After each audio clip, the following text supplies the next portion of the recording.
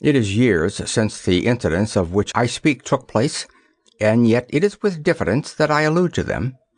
For a long time, even with the utmost discretion and reticence, it would have been impossible to make the fact public, but now the principal person concerned is beyond the reach of human law, and with due suppression the story may be told in such fashion as to injure no one.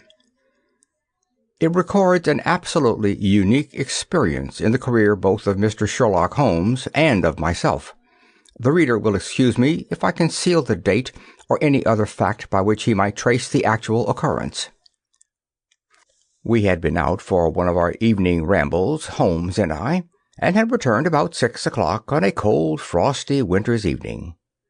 As Holmes turned up the lamp, the light fell upon a card on the table. He glanced at it, and then, with an ejaculation of disgust, threw it on the floor. I picked it up and read, Charles Augustus Milverton, Appledore Towers, Hampstead, Agent. "Who is he?" I asked. "The worst man in London," Holmes answered, as he sat down and stretched his legs before the fire. "Is anything on the back of the card?" I turned it over. "We'll call it 6:30, C.A.M., I read. He's about due. Do you feel a creeping, shrinking sensation, Watson, when you stand before the serpent in the zoo and see the slithery, gliding, venomous creatures with their deadly eyes and wicked, flattened faces? Well, that's how Milverton impresses me. I've had to do with 50 murderers in my career, but the worst of them never gave me the repulsion which I have for this fellow.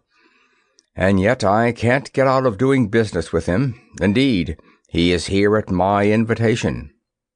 "But who is he?" "I'll tell you, Watson. He is the king of all the blackmailers. Heaven help the man, and still more the woman, whose secret and reputation come into the power of Milverton. With a smiling face and a heart of marble, he will squeeze and squeeze until he has drained them dry. The fellow is a genius in his way, and would have made his mark in some more savory trade. His method is as follows. He allows it to be known that he is prepared to pay very high sums for letters which compromise people of wealth and position. He receives these wares not only from the treacherous valets or maids, but frequently from genteel ruffians who have gained the confidence and affection of trusting women.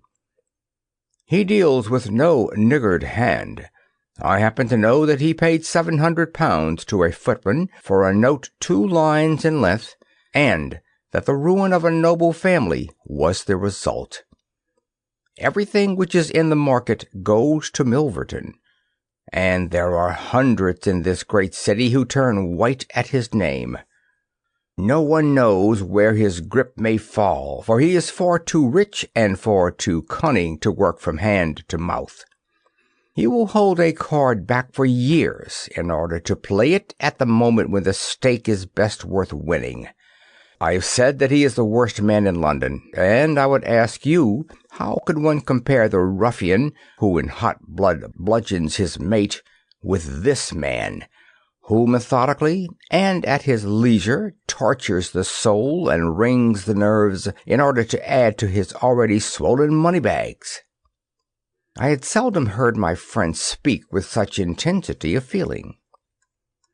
"But surely," said I, "the fellow must be within the grasp of the law." "Technically, no doubt, but practically not.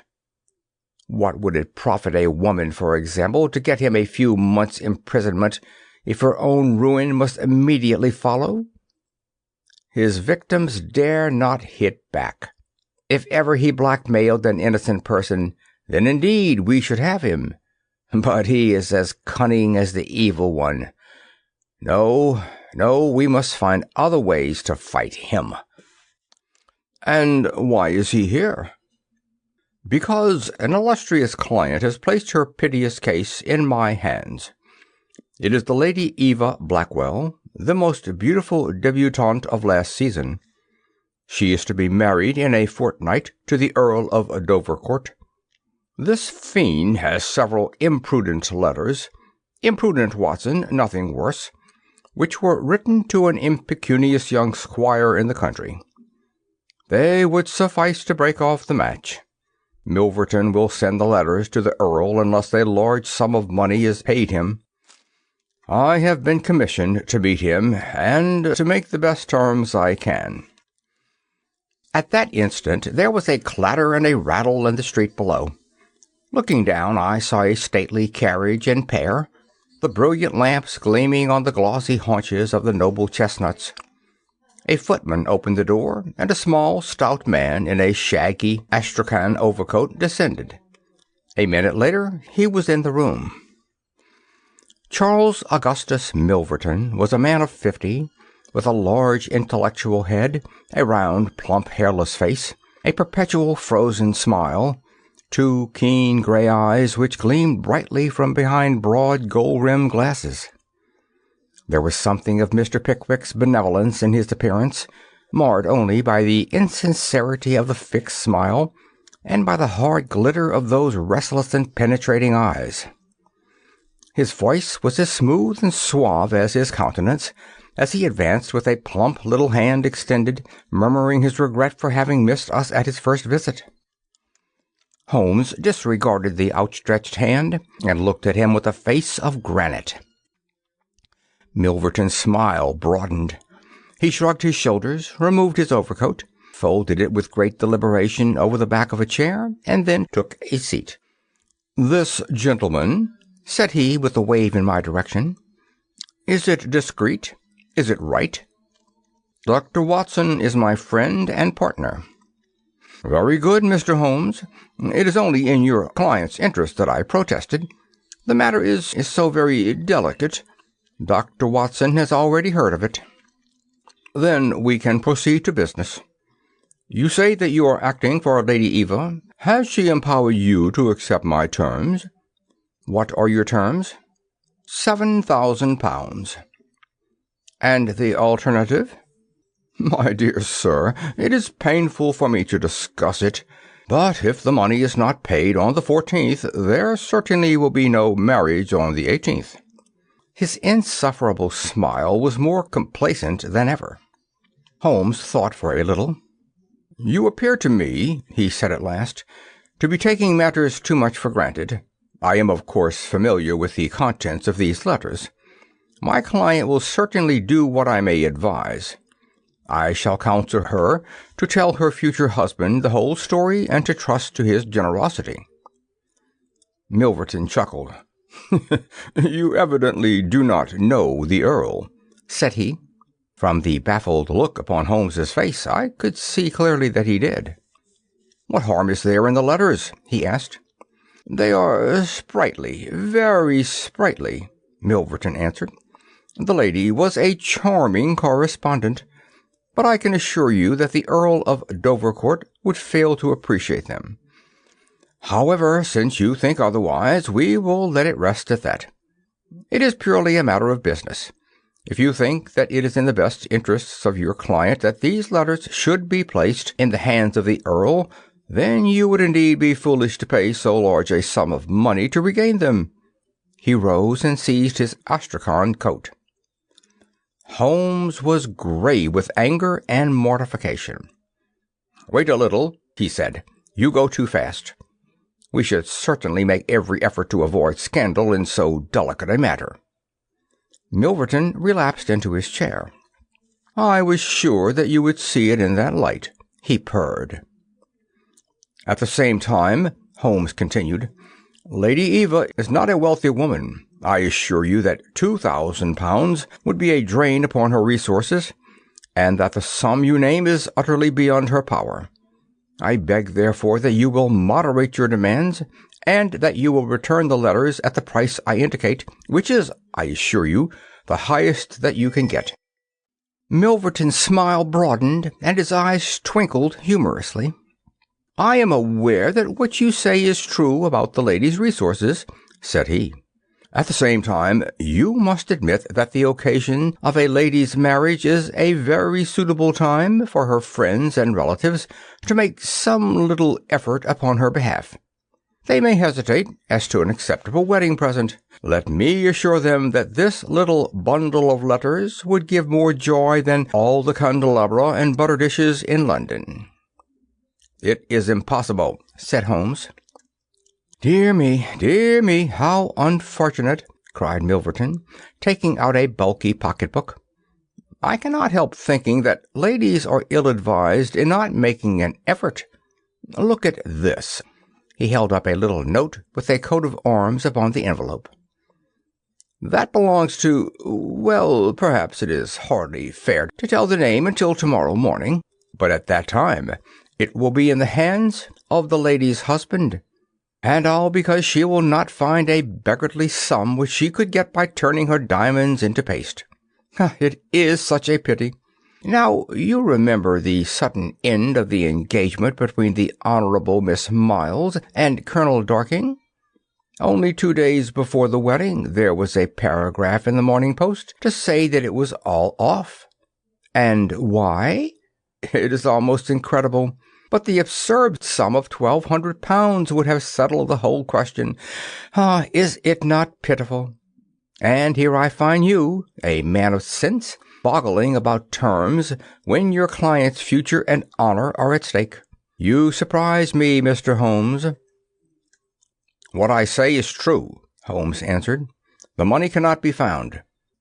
Surely it is better for you to take the substantial sum which I offer than to ruin this woman's career, which can profit you in no way." "There you make a mistake, Mr. Holmes. An exposure would profit me indirectly to a considerable extent. I have 8 or 10 similar cases maturing. If it were circulated among them that I had made a severe example of the Lady Eva, I should find all of them much more open to reason. You see my point?" Holmes sprang from his chair. "Get behind him, Watson. Don't let him out. Now, sir, let us see the contents of that notebook." Milverton had glided as quick as a rat to the side of the room and stood with his back against the wall. Mr. Holmes," he said, turning the front of his coat and exhibiting the butt of a large revolver, which projected from the inside pocket. "I have been expecting you to do something original. This has been done so often, and what good has ever come from it? I assure you that I am armed to the teeth, and I am perfectly prepared to use my weapons, knowing that the law will support me. Besides, your supposition that I would bring the letters here in a notebook is entirely mistaken. I would do nothing so foolish. And now, gentlemen, I have 1 or 2 little interviews this evening, and it is a long drive to Hampstead." He stepped forward, took up his coat, laid his hand on his revolver, and turned to the door. I picked up a chair, but Holmes shook his head, and I laid it down again. With bow and smile and a twinkle, Milverton was out of the room, and a few minutes after we heard the slam of the carriage door and the rattle of the wheels as he drove away. Holmes sat motionless by the fire, his hands buried deep in his trouser pockets, his chin sunk upon his breast, his eyes fixed upon the glowing embers. For half an hour he was silent and still. Then, with the gesture of a man who has taken his decision, he sprang to his feet and passed into his bedroom. A little later, a rakish young workman with a goatee beard and a swagger lit his clay pipe at the lamp before descending into the street. "I'll be back sometime, Watson," said he, and vanished into the night. I understood that he had opened his campaign against Charles Augustus Milverton, but I little dreamed the strange shape which that campaign was destined to take. For some days Holmes came and went at all hours in this attire, but beyond a remark that his time was spent at Hampstead, and that it was not wasted, I knew nothing of what he was doing. At last, however, on a wild, tempestuous evening, when the wind screamed and rattled against the windows, he returned from his last expedition, and, having removed his disguise, he sat before the fire and laughed heartily in his silent, inward fashion. "You would not call me a marrying man, Watson?" "No, indeed."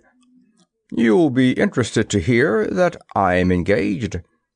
My dear fellow, I to Milverton's housemaid. Good heavens, Holmes! I wanted information, Watson. Surely you have gone too far. It was a most necessary step. I am a plumber with a rising business, Escott by name. I have walked out with her each evening, and I have talked with her. Good heavens, those talks! However, I have got all I wanted. I know Milverton's house as I know the palm of my hand. But the girl, Holmes? He shrugged his shoulders. You can't help it, my dear Watson. You must play your cards as best you can when such a stake is on the table. However, I rejoice to say that I have a hated rival who will certainly cut me out the instant that my back is turned. What a splendid night it is! You like this weather? It suits my purpose, Watson. I mean to burgle Milverton's house tonight. I had a catching of the breath, and my skin went cold at the words, which were slowly uttered in a tone of concentrated resolution. As a flash of lightning in the night shows up in an instant every detail of a wild landscape, so at one glance I seemed to see every possible result of such an action. The detection, the capture, the honored career ending in irreparable failure and disgrace, my friend himself lying at the mercy of the odious Milverton. For heaven's sake, Holmes, think what you are doing, I cried. My dear fellow, I have given it every consideration. I am never precipitate in my actions, nor would I adopt so energetic, and indeed so dangerous a course, if any other were possible. Let us look at the matter clearly and fairly. I suppose that you will admit that the action is morally justifiable, though technically criminal. To burgle his house is no more than to forcibly take his pocketbook, an action in which you were prepared to aid me. I turned it over in my mind.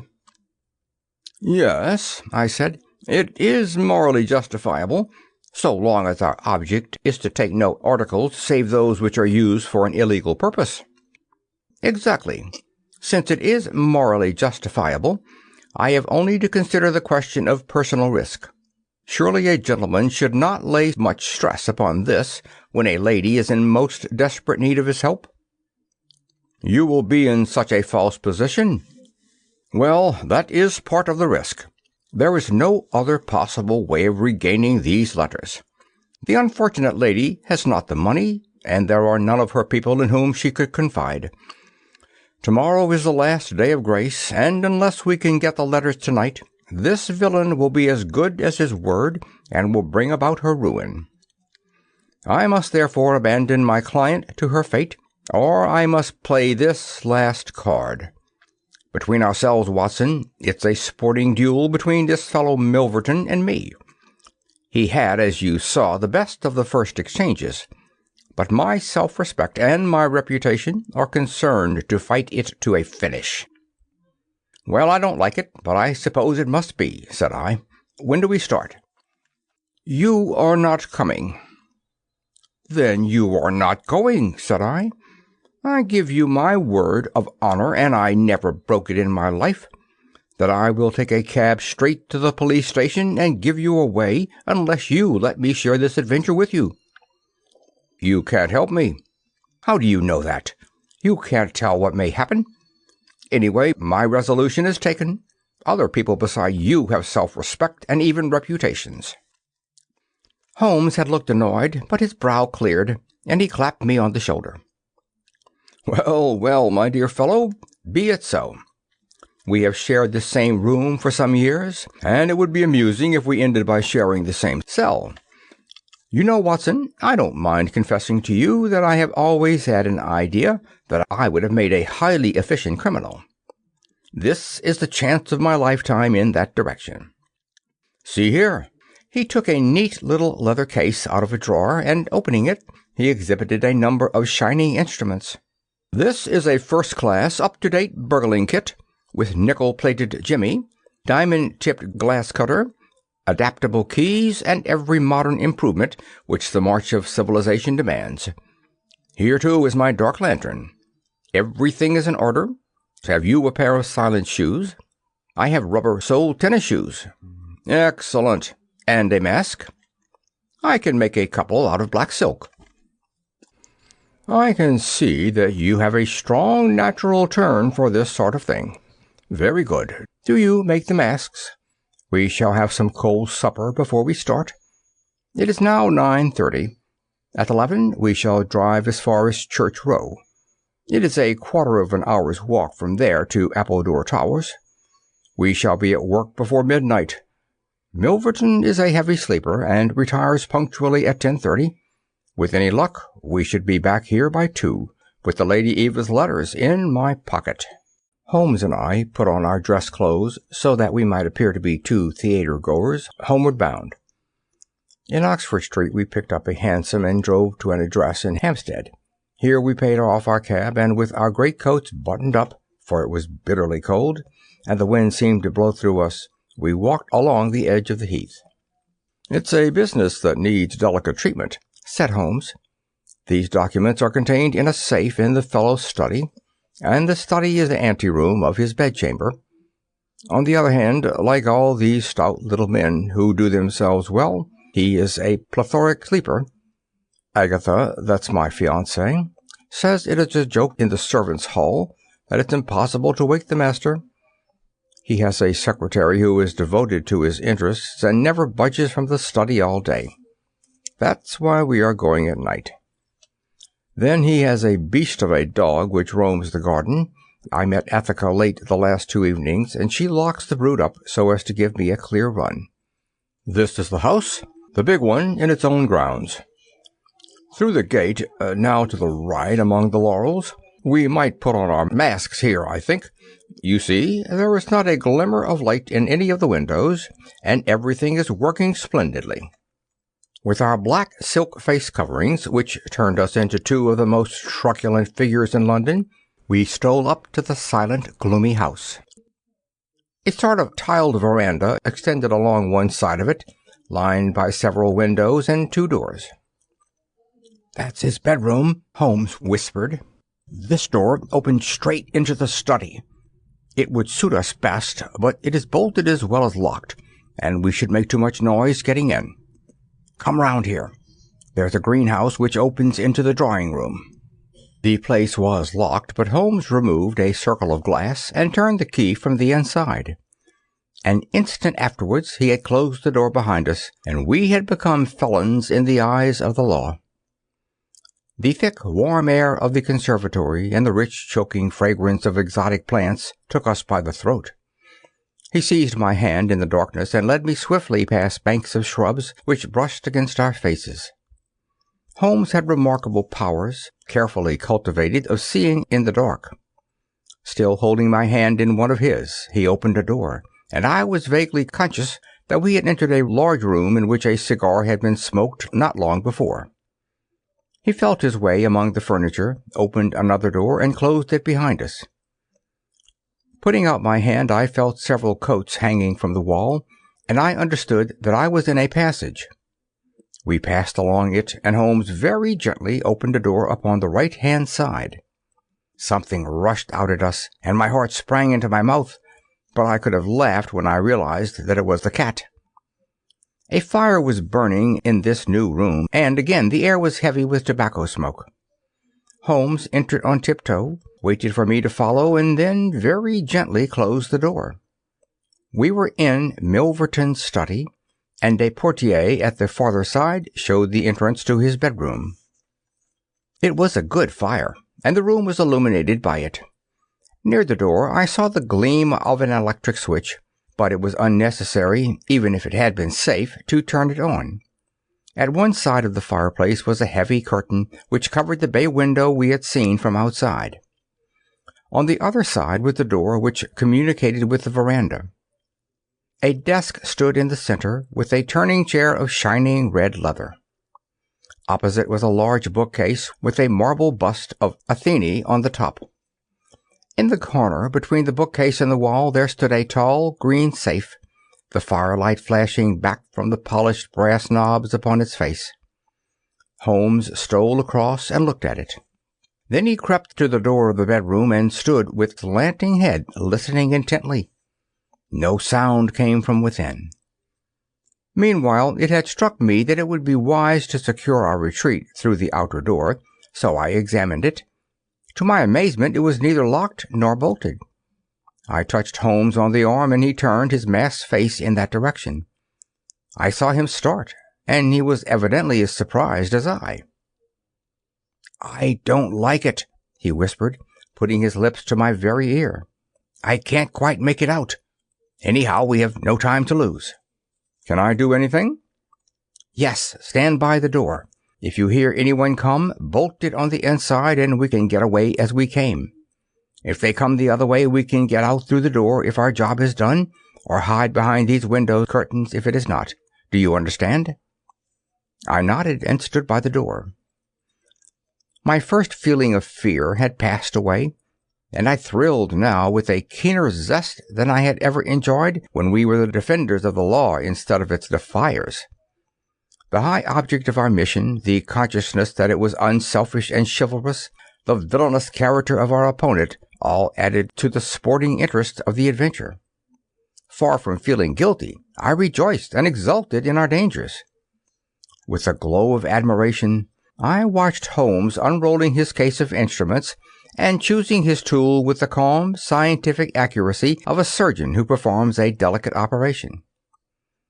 I knew that the opening of safes was a particular hobby with him, and I understood the joy which it gave him to be confronted with this green and gold monster, the dragon which held in its maw the reputations of many fair ladies. Turning up the cuffs of his dress coat, he had placed his overcoat on a chair. Holmes laid out 2 drills, a jimmy, and several skeleton keys. I stood at the center door with my eyes glancing at each of the others, ready for any emergency, though indeed my plans were somewhat vague as to what I should do if we were interrupted. For half an hour, Holmes worked with concentrated energy, laying down one tool, picking up another, handling each with the strength and delicacy of the trained mechanic. Finally, I heard a click. The broad green door swung open, and inside I had a glimpse of a number of paper packets, each tied, sealed, and inscribed. Holmes picked one out, but it was as hard to read by the flickering fire, and he drew out his little dark lantern, for it was too dangerous with Milverton in the next room to switch on the electric light. Suddenly I saw him halt, listen intently, and then in an instant he had swung the door of the safe to, picked up his coat, stuffed his tools into the pockets, and darted behind the window curtain, motioning me to do the same. It was only when I joined him there that I heard what had alarmed his quicker senses. There was a noise somewhere within the house. A door slammed in the distance. Then a confused, dull murmur broke itself into the measured thud of heavy footsteps rapidly approaching.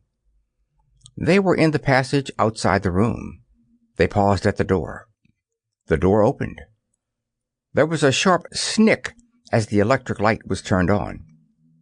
The door closed once more, and the pungent reek of a strong cigar was borne to our nostrils. Then the footsteps continued backward and forward, within a few yards of us. Finally there was a creak from a chair, and the footsteps ceased. Then a key clicked in a lock, and I heard the rustle of papers.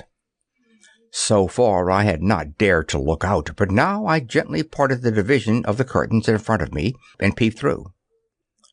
From the pressure of Holmes's shoulder against mine, I knew that he was sharing my observations. Right in front of us, and almost within our reach, was the broad, rounded back of Milverton. It was evident that we had entirely miscalculated his movements, that he had never been to his bedroom, but that he had been sitting up in some smoking or billiard room in the farther wing of the house, the windows of which we had not seen. His broad, grizzled head, with its shining patch of baldness, was in the immediate foreground of our vision. He was leaning far back in the red leather chair, his legs outstretched, his long black cigar projecting at an angle from his mouth. He wore a semi-military smoking jacket, claret-colored, with a black velvet collar.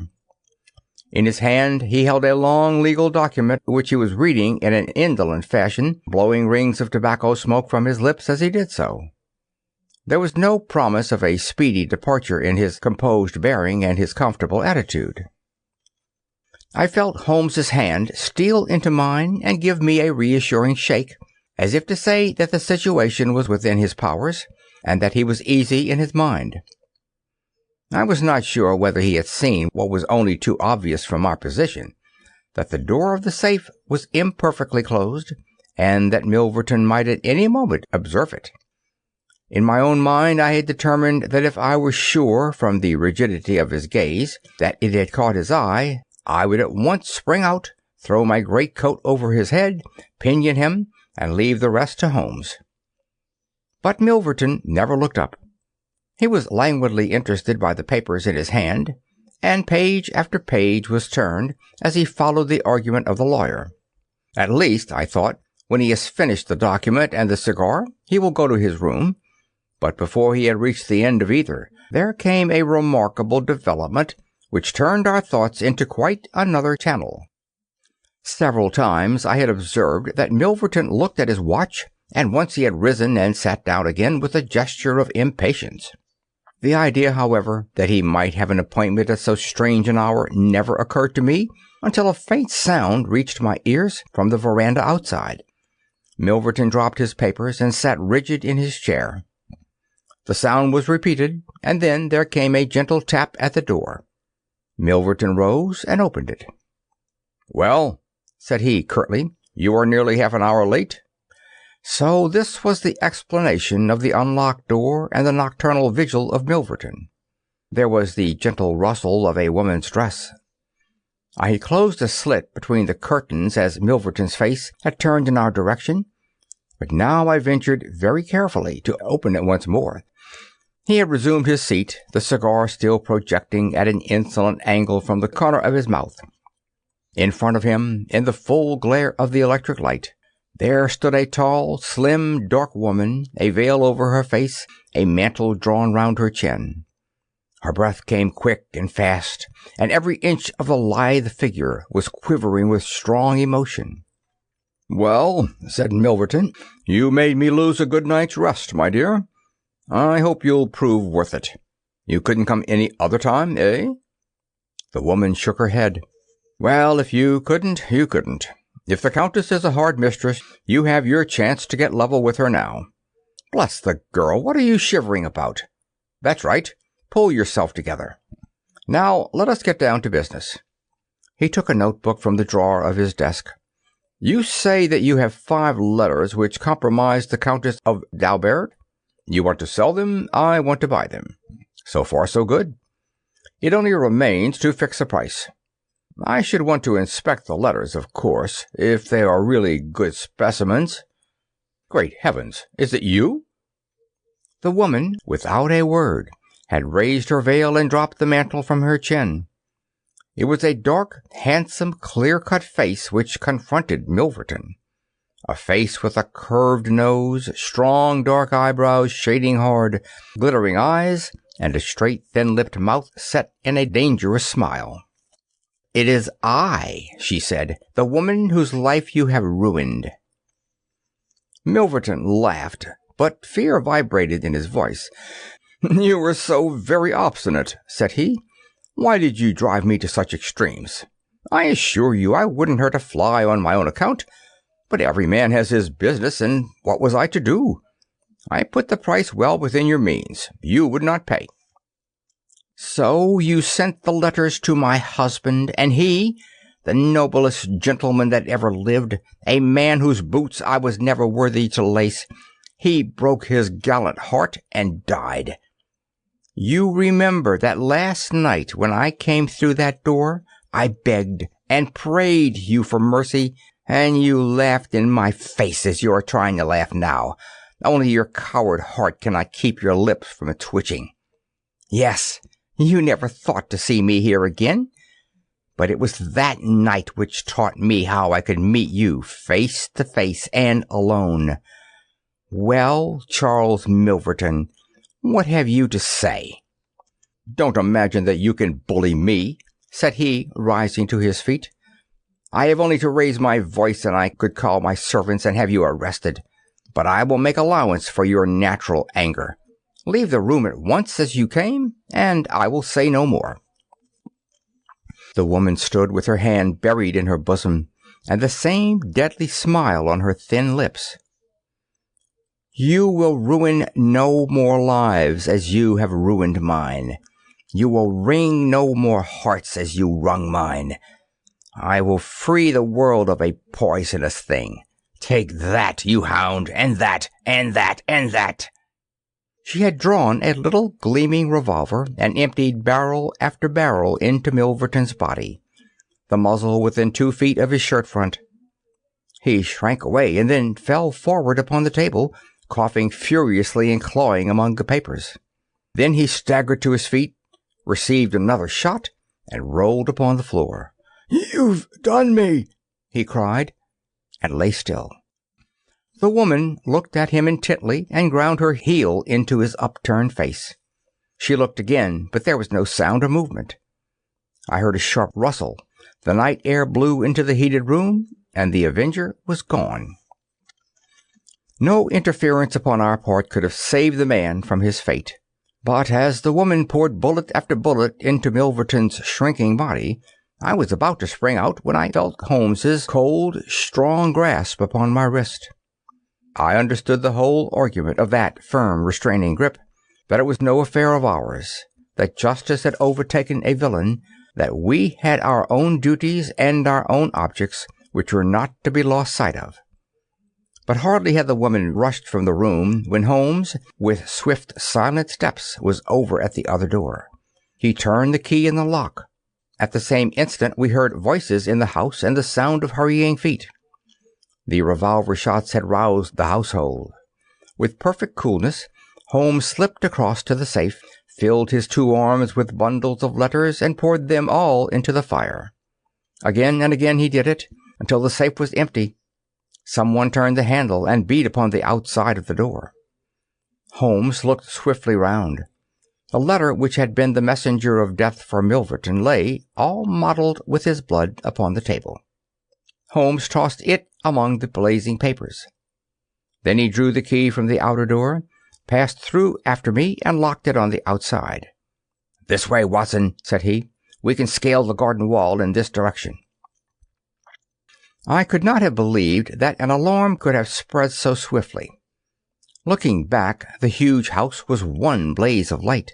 The front door was open, and figures were rushing down the drive. The whole garden was alive with people, and one fellow raised a view halloa as we emerged from the veranda and followed hard at our heels. Holmes seemed to know the grounds perfectly, and he threaded his way swiftly among the plantation of small trees. I close at his heels, and our foremost pursuer panting behind us. It was a 6-foot wall which barred our path, but he sprang to the top and over. As I did the same, I felt the hand of the man behind me grab at my ankle, but I kicked myself free and scrambled over a grass-strewn coping. I fell upon my face among some bushes, but Holmes had me on my feet in an instant, and together we dashed away across the huge expanse of Hampstead Heath. We had run 2 miles, I suppose, before Holmes at last halted and listened intently. All was absolute silence behind us. We had shaken off our pursuers and were safe. We had breakfasted and were smoking our morning pipe on the day after the remarkable experience which I have recorded, when Mr. Lestrade of Scotland Yard, very solemn and impressive, was ushered into our modest sitting-room. "Good morning, Mr. Holmes," said he. "Good morning. May I ask if you are very busy just now?" "Not too busy to listen to you." "I thought that perhaps, if you had nothing particular on hand, you might care to assist us in a most remarkable case which occurred only last night at Hampstead." "Dear me," said Holmes. "What was that?" "A murder. A most dramatic and remarkable murder. I know how keen you are upon these things, and I would take it as a great favor if you would step down to Appledore Towers and give us the benefit of your advice. It is no ordinary crime. We have had our eye upon this Mr. Milverton for some time, and between ourselves, he was a bit of a villain. He is known to have held papers which he used for blackmailing purposes. These papers have all been burned by the murderers. No article of value was taken, as it is probable that the criminals were men of good position, whose sole object was to prevent social exposure. "Criminals?" said Holmes. "Plural?" "Yes, there were 2 of them. They were as nearly as possible captured red-handed. We have their footmarks, we have their description. It's 10 to 1 that we trace them. The first fellow was a bit too active, but the second was caught by the undergardener and only got away after a struggle. He was a middle-sized, strongly built man, square jaw, thick neck, mustache, a mask over his eyes." "That's rather vague," said Sherlock Holmes. "My, it might be a description of Watson." "It's true," said the inspector with amusement. "It might be a description of Watson." "Well, I'm afraid I can't help you, Lestrade," said Holmes. "The fact is that I knew this fellow Milverton, that I considered him one of the most dangerous men in London, and that I think there are certain crimes which the law cannot touch, and which therefore to some extent justify private revenge. No, it's no use arguing. I've made up my mind. My sympathies are with the criminals rather than with the victim, and I will not handle this case." Holmes had not said one word to me about the tragedy we had witnessed, but I observed all the morning that he was in his most thoughtful mood, and he gave me the impression from his vacant eyes and his abstracted manner of a man who is striving to recall something to his memory. We were in the middle of our lunch when he suddenly sprang to his feet. "By Jove, Watson, I've got it!" he cried. "Take your hat. Come with me." He turned at his top speed down Baker Street and along Oxford Street until we had almost reached Regent Circus. Here on the left hand there stands a shop window filled with photographs of the celebrities and beauties of the day. Holmes's eyes fixed themselves upon one of them, and following his gaze, I saw the picture of a regal and stately lady in court dress, with a high diamond tiara upon her noble head. I looked at that delicately curved nose, at the marked eyebrows, at the straight mouth and the strong little chin beneath it. Then I caught my breath as I read the time-honored title of the great nobleman and statesman whose wife she had been. My eyes met those of Holmes, and he put his finger to his lips as we turned away from the window.